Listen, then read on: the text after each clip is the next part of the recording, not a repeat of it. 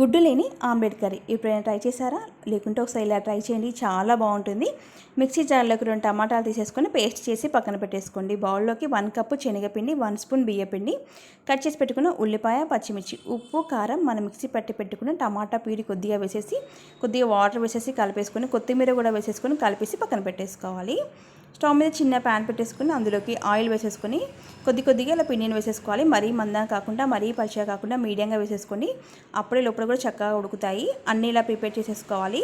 చూడండి, కట్ చేసి పెట్టుకోవాలి. ఇలా ఈ పాట మందం ఉంటే సరిపోతుంది.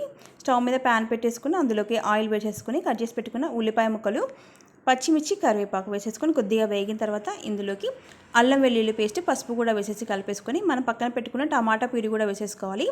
సరిపడా ఉప్పు, కారం, ధనియాల పౌడర్, గరం మసాలా వేసేసి అంతా కలిపేసి మూత పెట్టేసి 2 నిమిషాలు ఆయిల్ పైకి పేరుకునేంత వరకు అలానే ఉంచాలి.